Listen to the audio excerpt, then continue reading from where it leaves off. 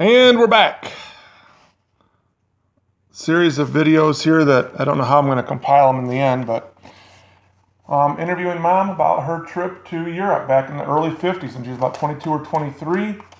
We just had a little lunch break. So go ahead and pick up.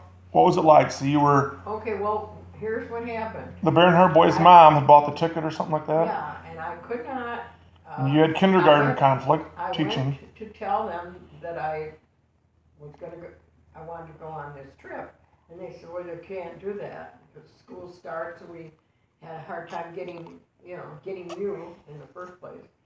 And so I told her that I couldn't go.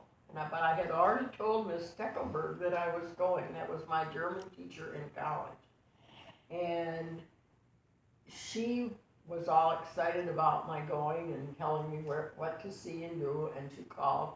And then I told her, I said, oh, I'm sorry, but I found out that the school system can't release me for that period of time. So I told the lady with whom I was going that the trip was off. And she said, oh, well, there is a trip that I know about. It's a Greek ship, but with a German crew. And she said, I'll find out more. And then she called me back. And she said, yes, there is room, and I can get you a ticket on that ship. And so my mother said, okay, because all her relatives were just waiting for me to come. No, they had no news of her in all those years. 20-some years, and she hadn't been back. And so I decided to go. So I got on the train in Kalamazoo, and I remember my dad actually kissed me goodbye. And he had never kissed me in my life. And then he said, oh, be safe. And I got on the train, and I rode all the way to, went through Canada to get on the ship at the port there. I can't think of the name of it right now. And I met a young man on the train who sat with me the whole time. And I don't remember his name or anything, or where he was from, but it was he was about my age, and we just talked about school and this and that and everything. But then we got to when I was supposed to get on the ship, I was already afraid of heights, and somehow you had to go up a big thing because the ship was so far off the water. I mean, that's a big deal. And I was afraid to even just get on, but I did get on, and then they gave me my room, and an older teacher was a roommate, but I hardly ever saw her. I don't know if she had other friends there. She'd come and sleep there. We both slept there, but that's about all the time that we spent in our room. And at first, I was feeling a little seasick, and a lot of people were really seasick. But the table that I sat with for breakfast were from Hawaii, and they were all smokers. And they had passed out oranges to all of us, and I tried eating an orange, and I said, oh, I can hardly eat this. I know, I'm not doing well on this rocky boat. And so they said, well, the reason that we're not sick is because we're smoking.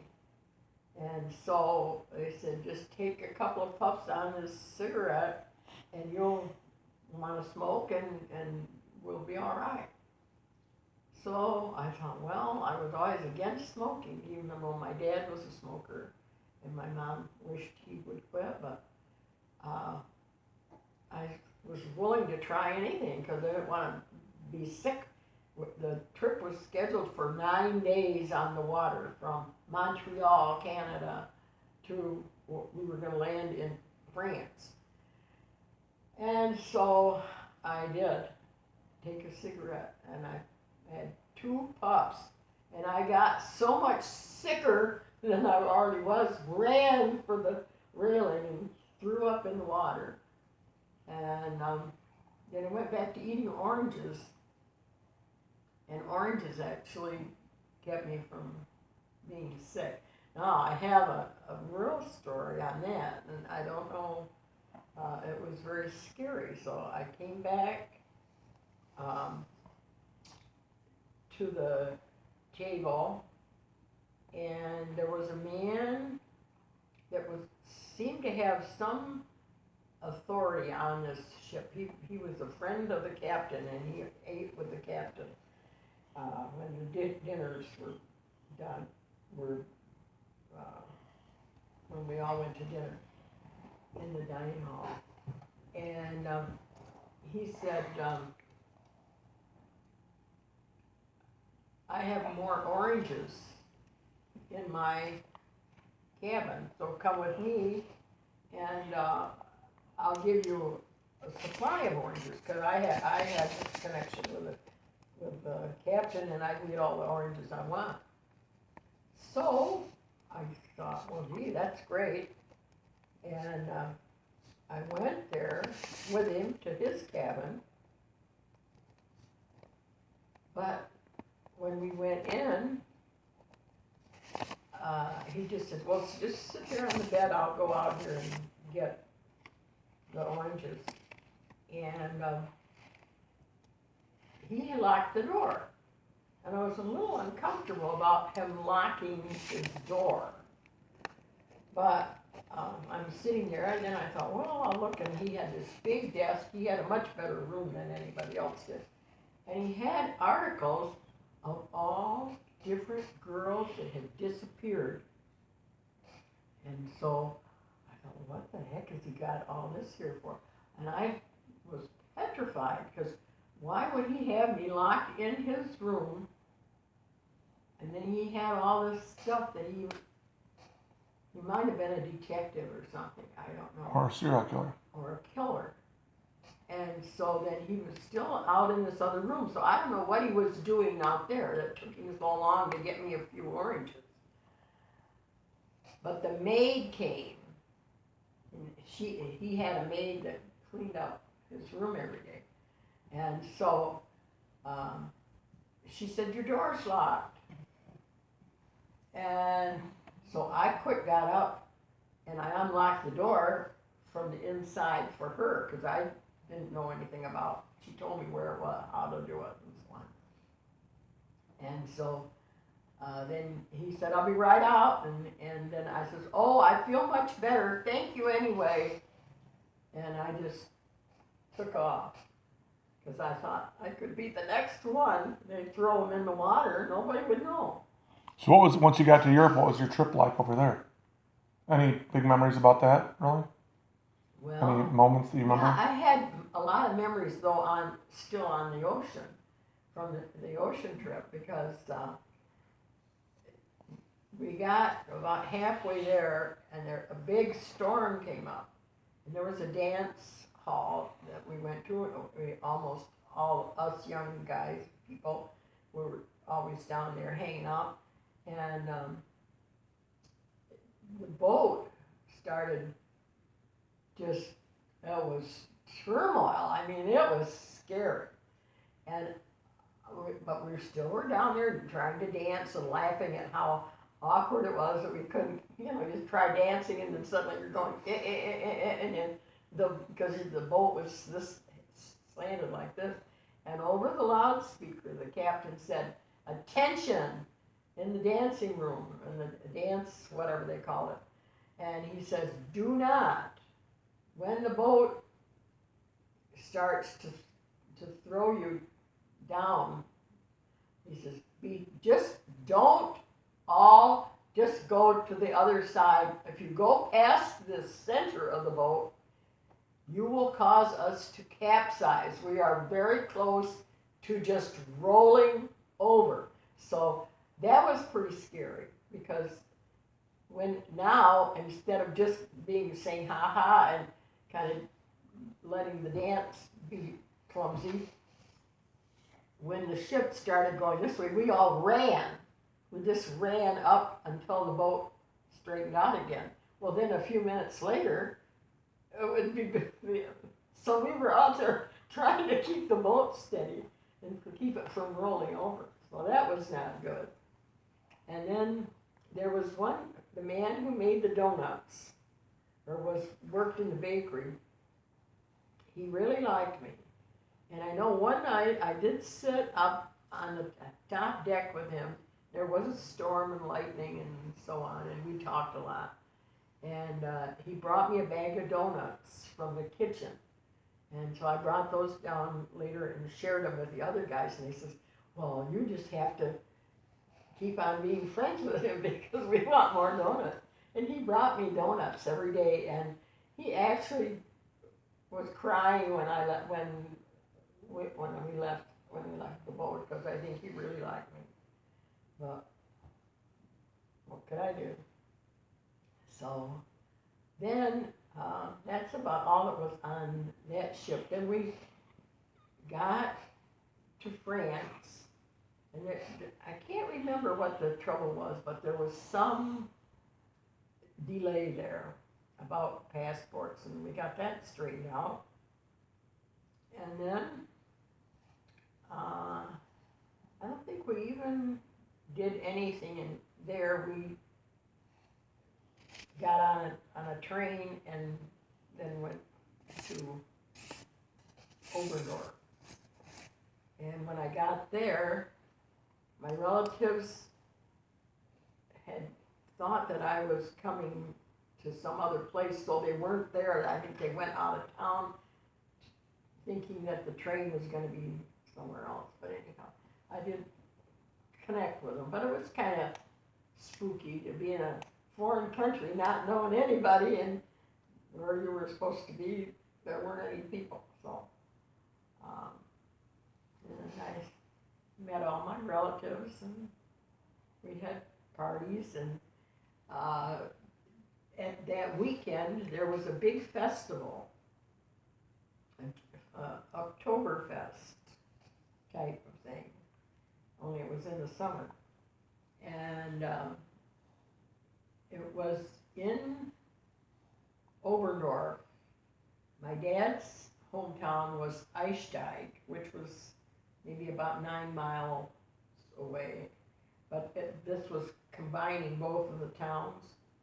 And so everybody that was related to my dad and was a friend of my dad, those guys all came up to this party, and all the people on the other side were already up there, and I danced for hours without stopping. I mean, I have never danced so much in my life, and every single person, when they wanted a dance with you, they would come up and they would bring you a beer, and then you're supposed to say thank you for the beer and drink the beer. Well, I just took 2 sips, and then they were looking, I just laid it on the counter somewhere because I didn't want to get drunk.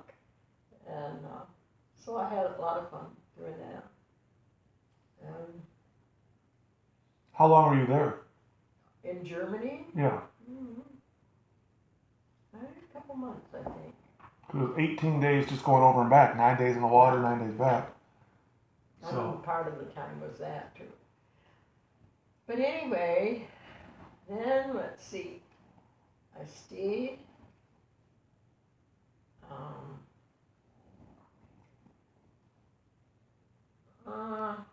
Some stuff I can't tell you. Why?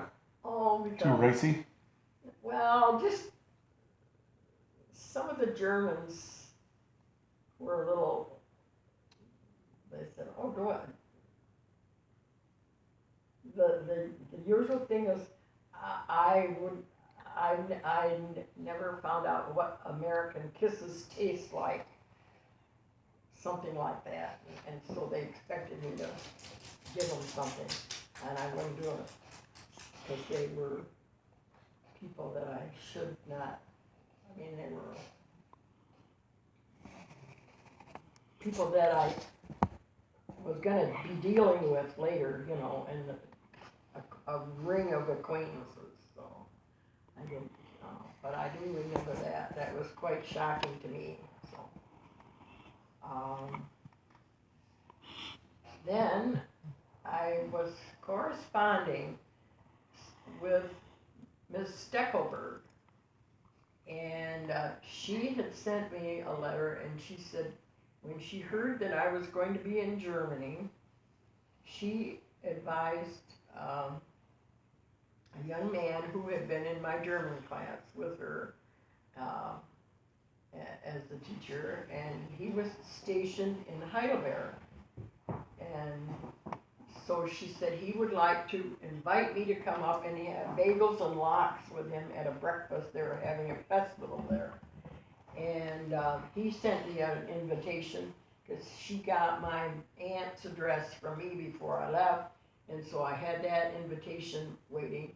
So I can't remember how I got to Heidelberg, though.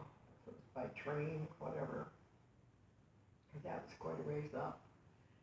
And he met me, and he had a place of, I don't even remember what it was like, but in some house, a lot of homes would rent out a home or a room for foreigners. But I don't remember that at all. But I stayed because I got there later in the day, and the next morning they had bagels and lox, and I didn't like.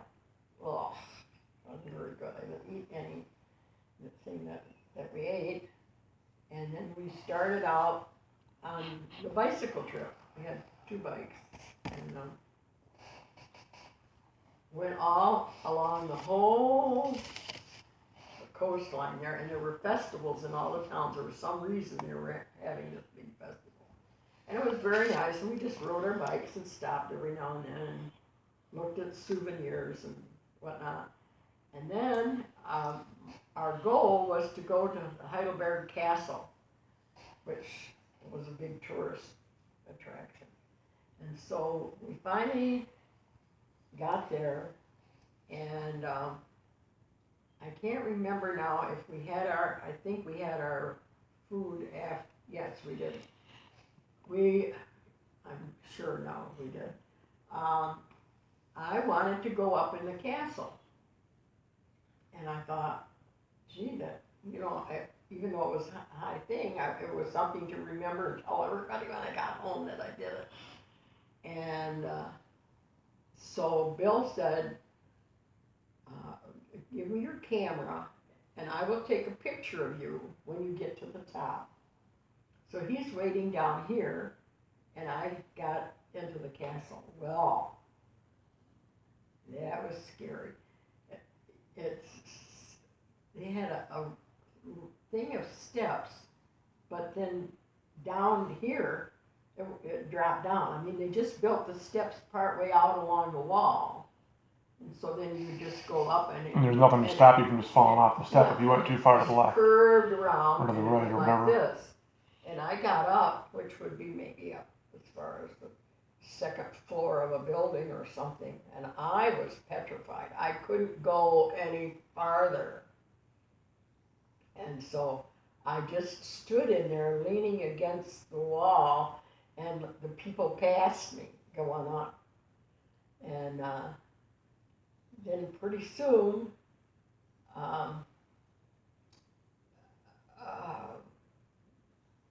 somebody must have reported it down there, and they were talking, and Bill was wondering why I wasn't up there because he was waiting for taking my picture. And so he finally said, well, some guy said, there's a girl up there and we think she's planning to commit suicide because she's just standing there waiting for the people to get past her, and then she's going to jump off. And he knew, because I had said ahead of time Well, I'm scared of high places, and I think I can do this though, because it looked like a sturdy castle, and it wasn't going to fall over. It wasn't built by a man, and then it would, collapse. So he came back. He came up and he got me down, took me by the hand, and took me down. So I never did get a picture of me up there, but I wanted one. You had mentioned the other day, one of the things you put down about you got drunk in Heidelberg the first time you ever got drunk. That's it. That was that day. After the So then after we rattling got his. down, and he said, "There's in the courtyard over there," and that was what amazed me. This was back in the 50s, and there was Coca-Cola, big Coca-Cola, and things up there, umbrellas at the tables, and it was an outside table. I mean, they had a whole outside eating spot, and so I hadn't eaten breakfast because I didn't like the bagels and lox. I pretended, and he didn't know that I didn't eat his stuff. But anyhow, so we got there, dying of thirst because it was a hot day, and I don't like Coca-Cola. And he said, "Well, get this whatever wine it is." He says, "Oh, it's very nothing to it, and it won't hurt you any." And then when they brought it out, it came in a thing about like this. So we're sitting there and talking and just having a good time. And I really, when I got done, I thought, oh, I drank that whole thing. So we get up and we're just pushing our bikes to go down because there's quite a hill that we were coming to. And I'm just going along, and then all of a sudden, I can remember seeing this. The telephone poles were there, and I started laughing. And I said, well, let's see how they've got them arranged. Hit that door. Wow, that's just, there's something about the telephone poles that were, I don't know why, obviously I was drunk. And then he said, let's not ride our bikes down the hill. He says, let's just walk our bikes down the hill. So we did. We walked quite a bit of the way back. And I guess I must have had a bike. I don't know, this is the part I can't quite remember because I know the other thing that I did, when I took clothes to go to Germany, I didn't know much about what their rules were or anything, or what they thought of. And I had my favorite pair of shorts. There was a pair of shorts, and they were kind of short shorts, but not see-through or anything. They just were, But apparently, everybody thought that was pretty something because Bill, I separated from him, so I was going back to either my relatives were going to pick me up or something to somewhere, maybe to the place where I had spent the night before. And I'm going down the main street in Heidelberg, but I'm going the wrong way because there they ride their bikes and all the bikes and everything is going with the traffic. And at one place I remember seeing when the workers were done at 3 o'clock and you were anywhere near the road, you wouldn't even get in the road because they just came a mob, swarms, and it was just bicycles, the whole road just full of bikes, and it just went on and on. But that wasn't happening this particular day, because it was on a Sunday. But there were still a lot of people, and I do remember a lot of guys hollering at me and whistling, and just because I had those red shorts on, and I knew that I wasn't very good on the bike because I was a little, so that was a bad experience. Anyway. I've got a couple other things from our list from last night when we had dinner, and the things he said. So we're going to, unless there's something more you want to add about German trip, any more that comes to mind? Well. Because I'll go back, and if you think of something, we'll come back and just kind of touch on anything else you might remember. One thing, Okay. on the trip home, Um, oh yeah, I know one thing I have to tell you before. So then I got on the train back to where did we leave from? Well, something was going on in the world that we couldn't go back to where we were supposed to get on the ship. So, because this was all part of the cruise, I mean, I was still part of this package to get back on that ship to come home. And now, how did that go? I'm just trying to think.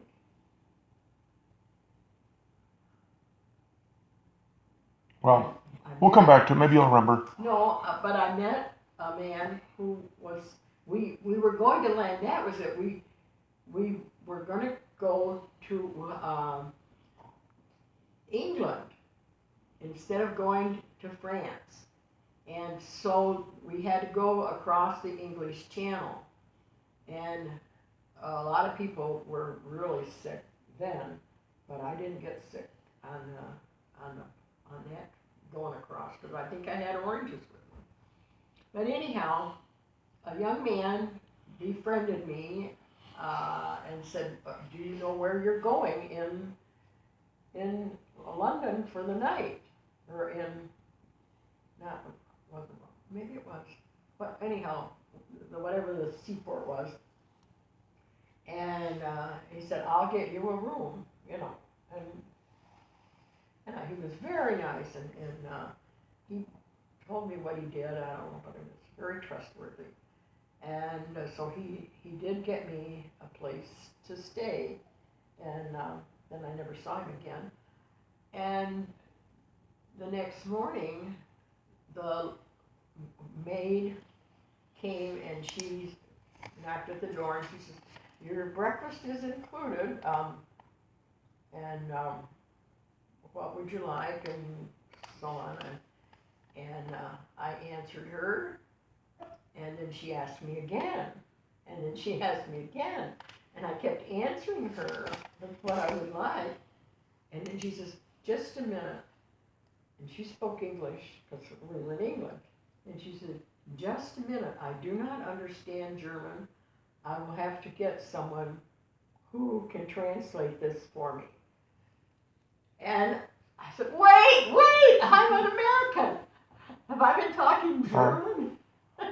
And she says, "Yes." The camera's here, though, just so you know. So okay. you're looking, so the audience that watches this later doesn't see you looking off camera and wondering. Yeah, no, I'm looking at you. You know, you're looking over at Michelle, and it makes it odd when you go to review this later.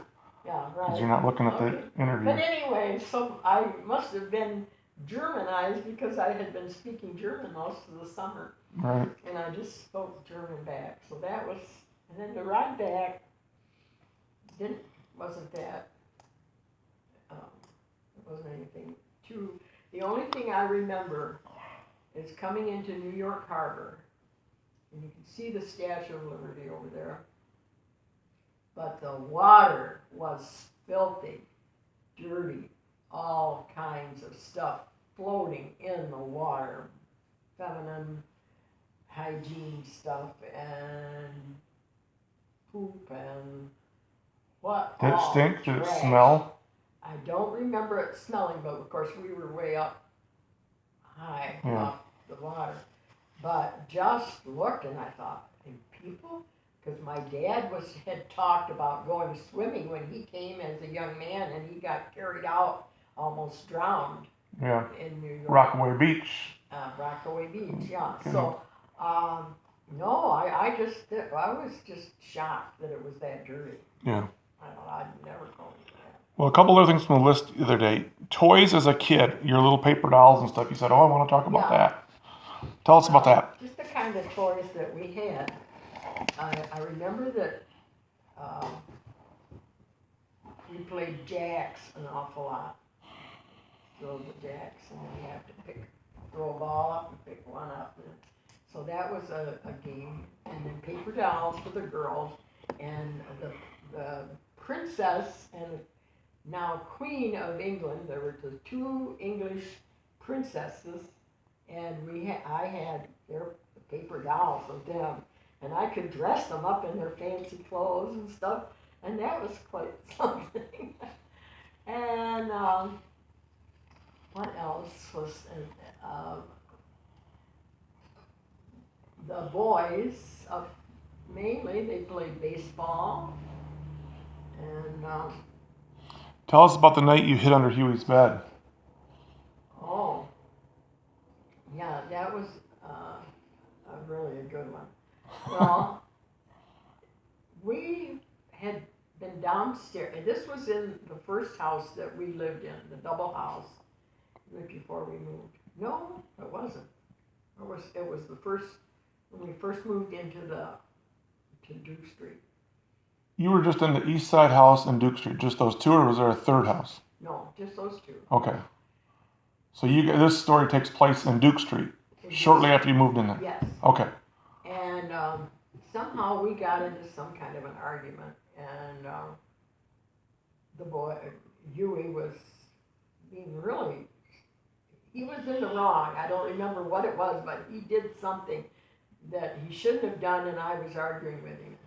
So on. Well, my parents got mad, and my dad said, "You get up there, both of you. Get to bed right now." So my room was down the hall. The boys had a room on the outside by the driveway window, and then mine was on the other side. So there was a little hallway that went between those. I know exactly what that, and yeah. the parents were off to the right on Grandpa and the hall. Grandpa and Grandma always had that front bedroom upstairs Right, that faced Duke Street. Right. Where Grandpa was when I knew him, and that was his. Yeah. And then you were across that hallway almost immediately, and the boys were down at the end. You were at the top of the stairs. Right. So I know, in my mind, I have a perfect And visual of all Sandy this. got that later. Okay, gotcha. When I moved out. But anyway, so I was so mad at Huey. I went upstairs, but he said he had to go to the bathroom.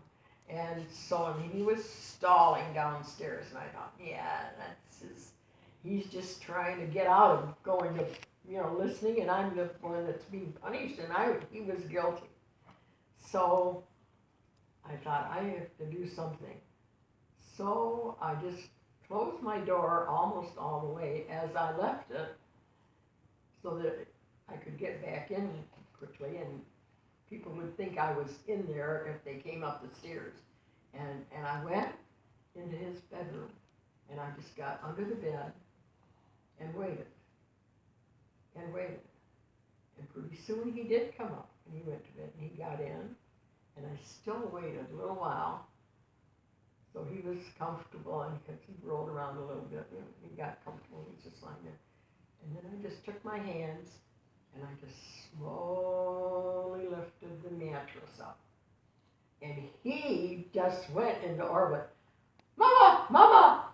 And went running down the hall. Just running down the hall. And down the stairs. And my parents came up with him. And he said, something was under my bed. And my dad looked, and my mother looked, and they both said, there's nothing down here. Come and look. Made him look. And then they came into my room, and I was lying there kind of like waking up, and I said, what's going on, played it out well. They says, oh, he thought something, he says, I know something was up, I could feel myself, I was being lifted, and he just went on and on and on, and I just went like, oh, and I just rolled over like I'm falling asleep, and I was going, and later on I told him about it. Because he really, for a long time, thought he was telling that story that something got under his bed and lifted the bed up. What about the time when you spun him around like a centrifuge? What was that about? I remember that for sure, how that happened. But I was so mad at him. And it had to do with the bicycle. That they were, I don't know. But I just went out there in the yard, and I just grabbed him by an arm and a leg, and just spun him, just went round and round with him, just dropped him on the ground. It was something that bad that he had done something that he shouldn't have done, and he was still insisting that he was innocent, and he wasn't because I saw him do whatever it was, but I can't remember what it was now. Well, Barb was saying she wanted to know what were some of your favorite memories of like major holidays, Christmas, Halloween. I remember you talked about soaping the windows. Was that at Halloween? Was that tied into that, or was that? Well, it was. Or Easter too? You No, know. Halloween, yeah, the soaping the windows. That's one of the things I strongly remember. Was that on Halloween? Uh, it wasn't on Halloween. Okay. I don't. But I mean, it was near the holiday or something. Go ahead, tell the stories. It was near Halloween, but I don't. Maybe we went down on Halloween. It was by the um, Coney Island on the main street on East Main or East Michigan, whichever it is that goes downtown. And they let kids all over town did this. They soaped windows. They did not wax them, but some mean kids did wax, and we were told never use wax because it's so hard for the store owners to get the wax off then. But if you had the soap on, they just used warm water, and that helped them clean their windows really when they did it the next day or a few days later. And I think it might have been on Halloween evening that we went down there. But we wrote, "Yay for Roosevelt, boo on Landon," and I don't think anybody today really even remembers the name Landon. He was nothing. And my parents were very strong supporters of Franklin Roosevelt, so that's what we did. Did you guys have big dinners at Easter? Pardon? Did you guys have a big dinner at Easter? Do you remember? Or at Christmas? Was that a big Thanksgiving? No, Was there a big turkey and big meals like the traditional stuff we see, or did you guys not do that? But I have to mention Tante Funny. Aunt Fanny, she was about 4 feet tall and a little rotund lady, and she was the sister of my grandmother. And she is the On one whose side? Grandpa's or grandma's? on Graga's side. Okay. And she had come to this country before. I think Tante Tekla, Aunt Fran's mother, was born in Cincinnati, Ohio, because Fanny and Emma, no, not, yeah, I think it was Emma Kissling was my mom's mother. So it would be my grandmother. And she was born in Cincinnati, Ohio, because her parents came to this country. Probably in the 1800s. In late 1800s. But then, no.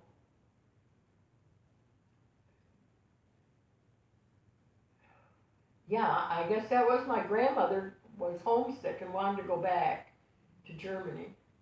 And so we have a picture somewhere of them in one of those old cars. Okay. A really old car. But Tekla was too little to know that she was an American citizen, technically. So she was born in Cincinnati. And, why are we talking? Well, I don't know, because I don't know where you were going with this. I asked you about your memories of holidays, and this is where you went. Yeah, well, Tante Funny was the one that I wanted to bring up, because she worked for Mr. Dazenberg, who was the founder of Pretty Lake Vacation Camp here. Oh. And so every summer, she and a bunch of ladies would go out there and spend the summer cooking and cleaning and doing for the Pretty Lake Vacation Camp. Oh, okay. As much as they could. And I remember going out to visit her in the summer, and we probably went right past the house you bought later. The house that I bought without. You would have had to, yeah, right. Yeah. Absolutely. And Now, who lived in that house first? Was Abe DeBoer living in there? well, Or was I it don't vacant? know. I've been trying to track. Yes, he did live in there, and then they built the house next door, and he let his children just use that house as a playhouse. And the kids had written stuff on the walls and did things. And I think Kenny was a teenager, and he put rigged up some electric stuff for playing records, and I don't know what.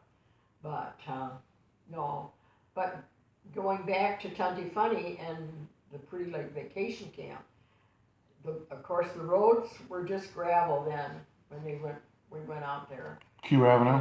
Yep, and Texas Drive meshed into that. And all those were, none of those were paved back I then. don't think Q Avenue maybe wasn't even there yet. Because we always came out Texas Drive, and I remember we turned, and then we had, no, I guess there might have been a corner there.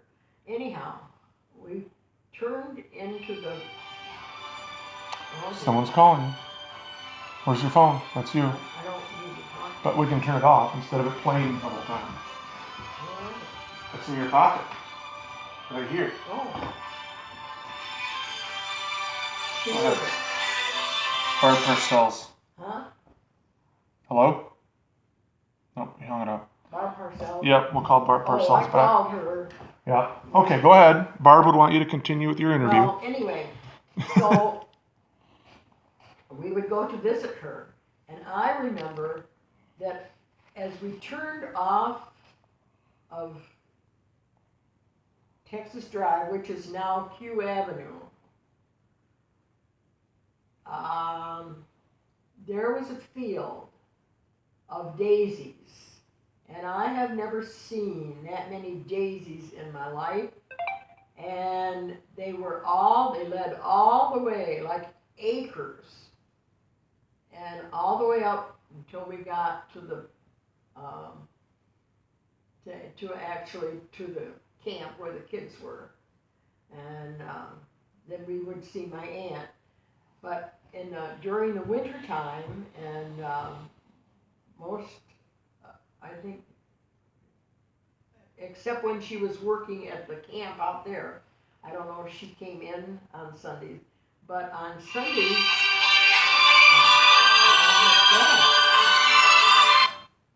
Is that her again? Yeah, I sent her a text. Go ahead. Oh, okay. So, the idea was that Tanti Funny had been so good to both of the sisters, the Reader girls, Tekla and Erna, that they traded every Sunday. Tanti Funny would go to one house or the other, and so one Sunday it was our Sunday to have her for lunch or for dinner, and then the next Sunday she went to the Fries, and then back and forth as long as she lived that I know of. And I know the kids, she always gave us something for Christmas. I can't remember the different things that she gave me, but she gave me the first book that I ever got, which is named Heidi, and it was a very good edition of it with colored pictures and so forth and so forth. And I didn't need to, I think I already told you about going to the library. Yep, got all that. Street, so, but that was the first real book that I owned, and I was maybe 8 years old or so, I don't know. And then you were going to tell me about the Gull Lake and all the frogs. And then, besides the fact that Tanti Money, and another thing with Tanti Funny, she was so short, and us kids used to always measure ourselves with her when she came. And then finally, one day, my mom said, she's a little bit self-conscious about being so short. I think you kids shouldn't do that anymore. So then we didn't. But we always thought we've got to get taller than Tanti Funny, because she was like a dwarf, And well, how old were you when you guys went out to, Grandpa would drive you guys out to Gull Lake? I'm going to switch it a little bit because well, all the time that we lived on East Main Street, because that's off to that part of state, part of the county. We did a lot of swimming, going to the lake, and we would go out on Sunday afternoon. Usually it was quite crowded, but there was what we liked more than the swimming was that there was a little parking area, and it had picnic tables and so on, and you came in on one side to go to swim, and then that was kind of closed off, and you could go and have picnics and so on. But beyond that, there was a stream that came in from the side and dumped into Gull Lake. But it was very shallow water, and us kids would go back there, and there were little frogs and toads and little pollywogs in there and all the wildlife and stuff, and we just loved that. Once in a while we'd bring a few back with us and set them loose in the yard. I don't know whatever happened to them, but I hope they survived. And then you were going to talk about Maria jumping out of the second-story window. What was that? Where were they? Were they living on Duke Street then? What happened there? Yeah, that was on Duke Street. But before that, did I tell about going to downtown to me and Bernard? I don't know. Huh? I think so. What are you going to say about it? Well, Emma and Maria were the two oldest, and that's Trudy. Mm-hmm.